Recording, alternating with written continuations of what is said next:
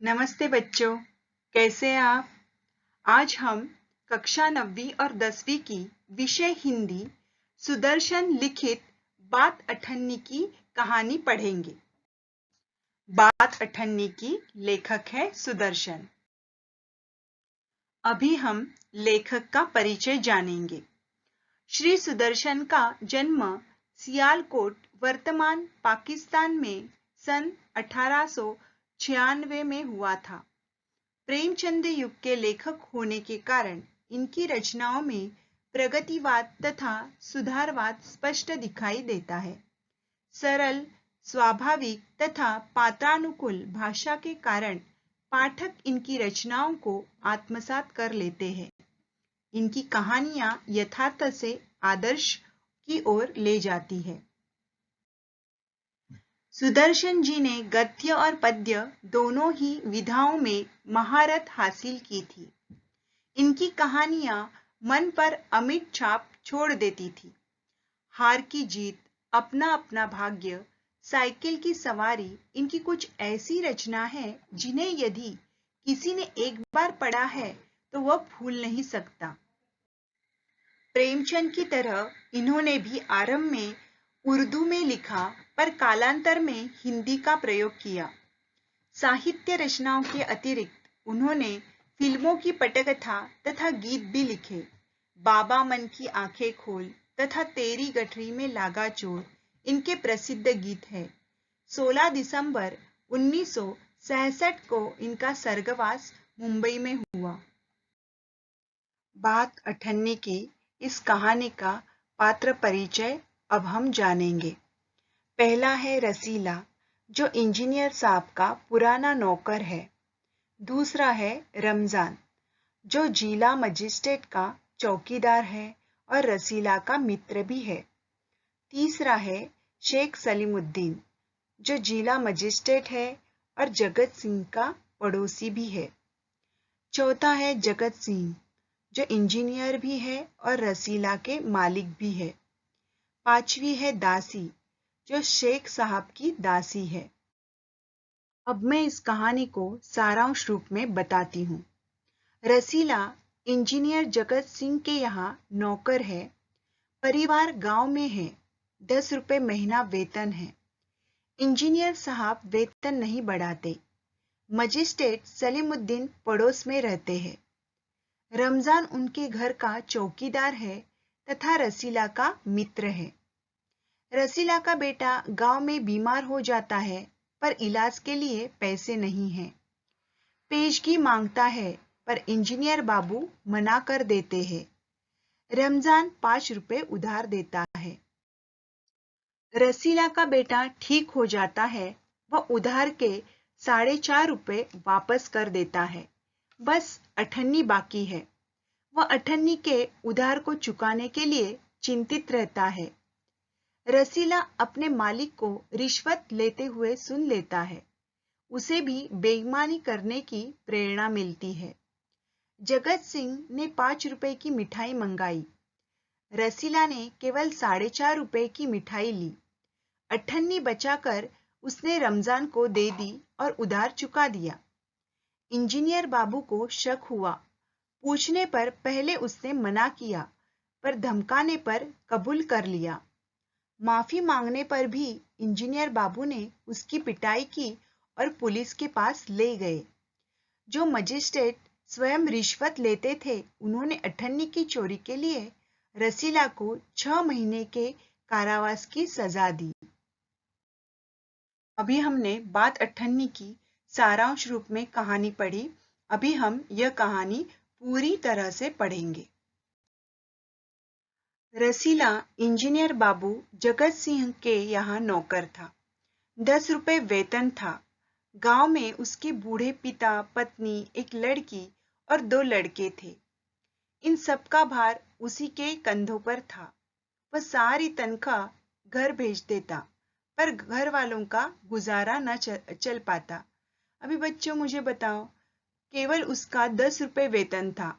केवल 10 रुपए में उसका घर, पूरा परिवार का गुजारा हो सकता है क्या? नहीं हो सकता। कैसे होगा? इसलिए वो इंजीनियर साहब से वेतन बढ़ाने के लिए वो बार बार प्रार्थना करता था।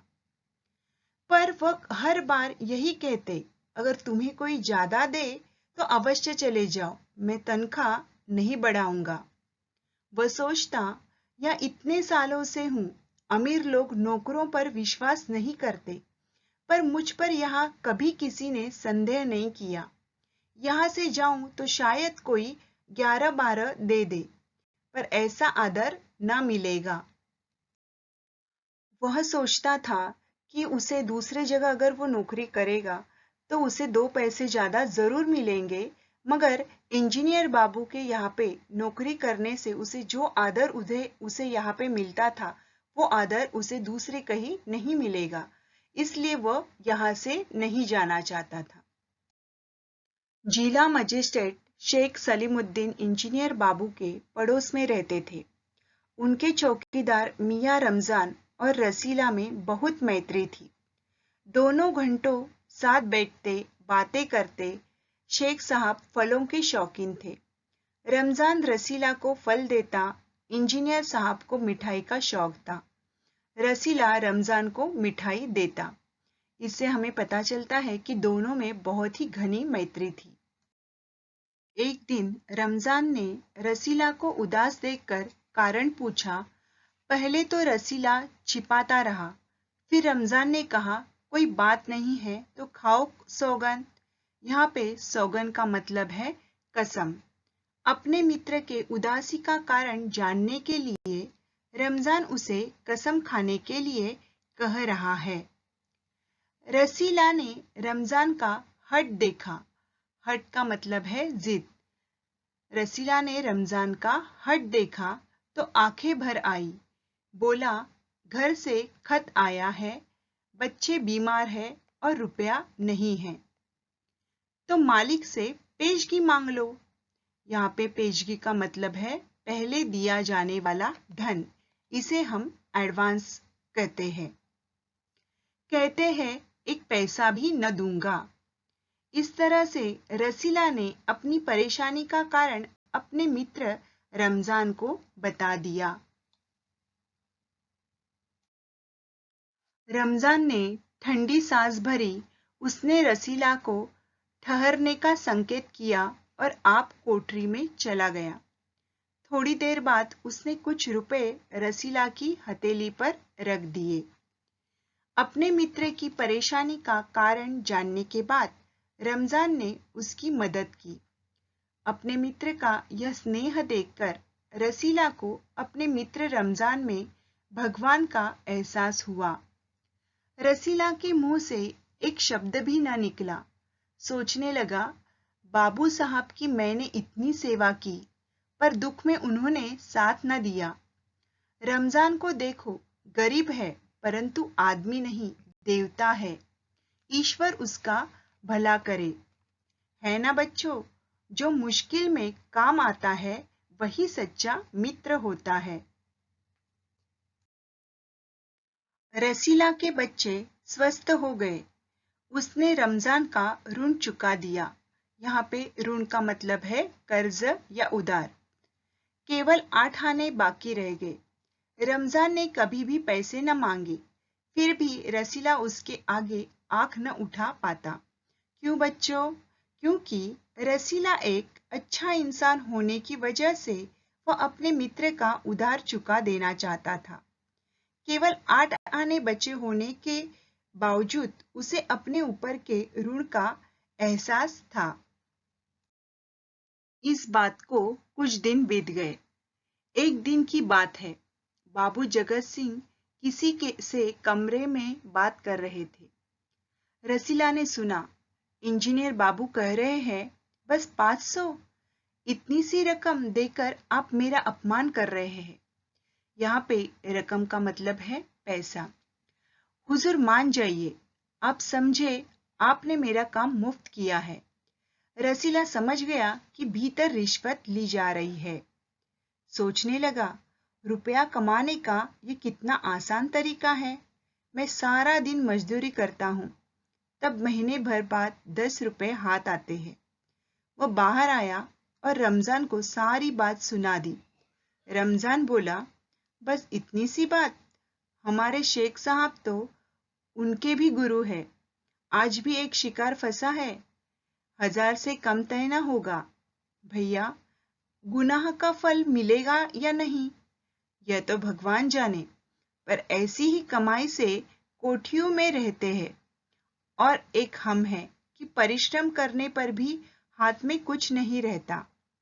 दोनों मित्रों के मालिक रिश्वत लेकर आराम की जिंदगी बसर कर रहे थे और ये दोनों मेहनत करने के बावजूद गरीबी में दिन काट रहे थे। रसीला सोचता रहा, मेरे हाथ से सैकड़ों रुपए निकल गए, पर धर्म न बिगड़ा।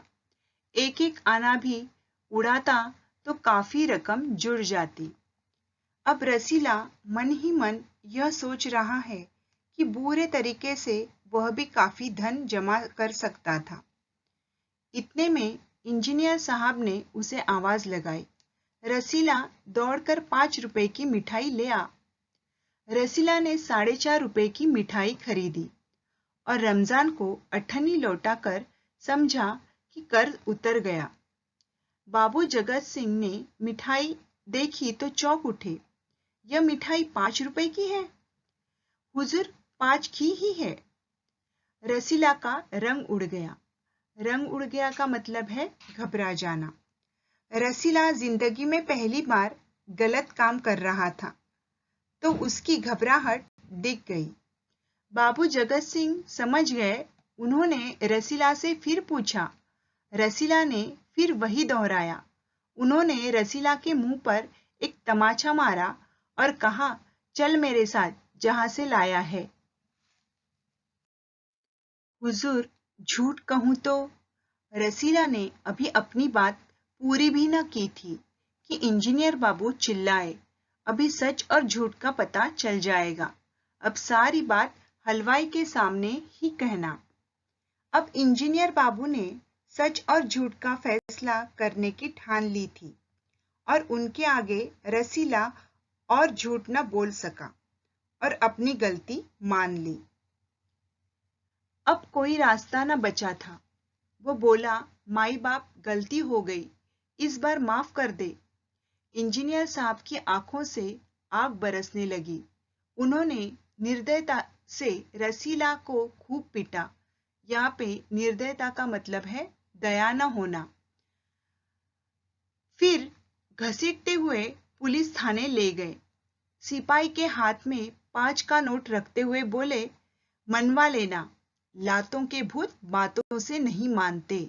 इसका मतलब है दुष्ट लोग बिना दंड दिए नहीं सुधारते। यहाँ पर इंजीनियर साहब सिपाही को रिश्वत देकर रसीला को पीटकर उसकी गलती मनवाने के लिए कहते हैं। दूसरे दिन मुकदमा शेख सलीमुद्दीन की कचहरी में पेश हुआ। रसीला ने तुरंत अपना अपराध स्वीकार कर लिया। उसने कोई बहाना न बनाया। चाहता तो कह सकता था कि यह साजिश है। मैं नौकरी नहीं करना चाहता, इसलिए हलवाई से मिलकर मुझे फंसा रहे हैं। पर एक और अपराध करने का साहस वह न जुटा पाया। उसकी आंखें खुल गई थी। हाथ जोड़कर बोला, हुजूर, मेरा पहला अपराध है, इस बार माफ कर दीजिए, फिर गलती न होगी। यहाँ पर रसीला को अपने गलती का एहसास हो चुका है, इसलिए बचने के लिए वो कोई बहाना नहीं बनाता, झूठ नहीं बोलता, केवल अपनी पहली गलती के लिए माफी मांगता है। शेख साहब न्यायप्रिय आदमी थे। न्यायप्रिय का मतलब है इंसाफ करने वाले। उन्होंने रसीला को 6 महीने की सजा सुना दी और रुमाल से मुंह पोंछा। यह वही रुमाल था जिसमें एक दिन पहले किसी ने 1000 रुपए बांधकर दिए थे। शेख साहब जो खुद रिश्वत लेते हैं, उन्होंने एक आदमी को उसकी पहली गलती पर सजा सुना दी। फैसला सुनकर रमजान की आंखों में खून उतर आया।